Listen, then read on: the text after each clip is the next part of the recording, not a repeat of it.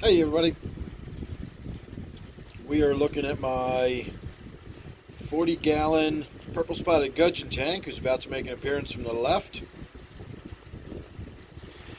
And what we're waiting for is my South American Bumblebee Catfish to make an appearance. You can just see his little face sticking out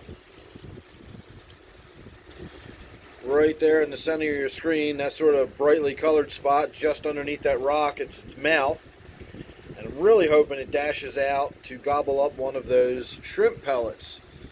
I've seen it in there sort of turning around and adjusting its position. A couple of the shrimp pellets actually went into its cave, and so I'm assuming all that swirling around and adjusting position was it probably repositioning itself to gobble them up. Yeah, it was doing stuff like that. So I don't know if it ate the ones that were in there already. I don't know if it's going to come out to get any more. I know with this gudgeon sitting right here, it's probably not too likely to come out. That gudgeon could probably make a snack of that catfish if it wanted to. I've seen it eat some big fish before. When I first got this tank, I put rainbow fish in there. The Marcy rainbow fish that are currently in my 125. And this gudgeon, I've got a video around, a couple little videos around somewhere way back in the day. That gudgeon actually ate one of the rainbow fish, and I swear it was 3/4 the size of the gudgeon, or at least 2/3 the size of the gudgeon.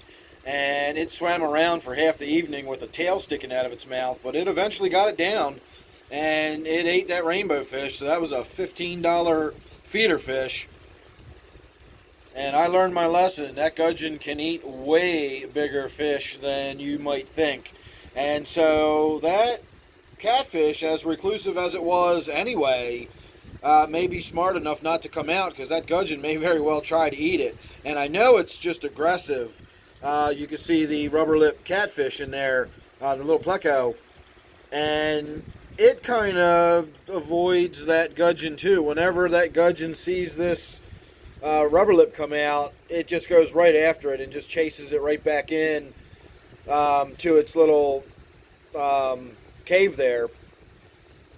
I got distracted the way those little snail eggs, these little white spots right here on the glass, I looked up and right there it looked like the eyes of the fish had turned white, and it threw me. I didn't know what I was looking at for a minute there, because when there's this thing they do, it's not actually blinking. They actually roll their eyes back and press them down into their head, and for lack of a better word, I'll call it blinking. And when they do that, they turn white for a moment. And so the way those little two clusters of snail eggs were positioned, just kind of like that, yeah, you just see it, and one of them just turned white. Right as I was getting those snail eggs in position, we got a little glimpse of white there, and that's exactly what I was talking about.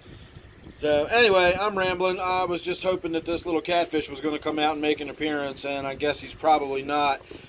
You also got to remember it's a nocturnal fish. They're very reclusive and they're nocturnal, so the way I've got that bright LED shining on the tank, I mean, you can see how brightly lit it is, and that is not from above, that's from over here. That's from the, my LED up on my garden tank is putting all that light in there. So down here at this angle, you can see it's pretty brightly lit inside the cave.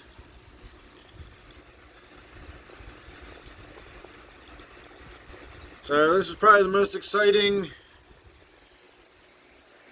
few moments I've seen in this tank since I've set it up. Now that I've got the plants thinned out a little bit, you can actually see in here a little better. It's not as boring as it used to be. It used to be just a big lush green tank full of plants, and you couldn't even tell there was any living fish or anything in it. The plants I've got growing in here that are not temple plants and are not Java fern are actually looking pretty good.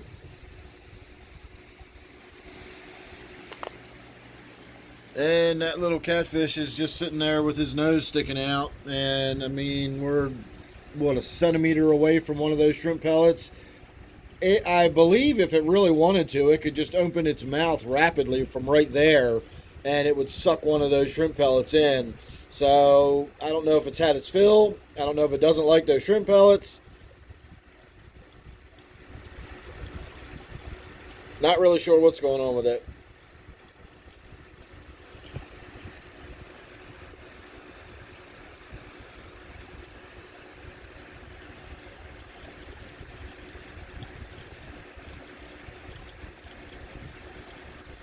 Alright, there you go, everybody. There's a look at my South American Bumblebee Catfish. Make sure you subscribe. You don't want to miss anything I got coming up. You never know what it's going to be with me. I always try to get everything on video whenever I see anything interesting happen. And one of my most reclusive fish ever making an appearance is definitely something interesting. I have seen it out and about more recently, a lot more recently. So let's wait and see. Maybe we'll actually get some video of it coming out of its cave for a moment. I can see it down there moving around, but it's just not going to come out. So as I said, make sure you're subscribed. I promise if I ever do get the opportunity to get it on video, I certainly will, and we'll get a cool, clear, full look at it. It's so tantalizing. He's right there. That's his tail now. He's turned around completely.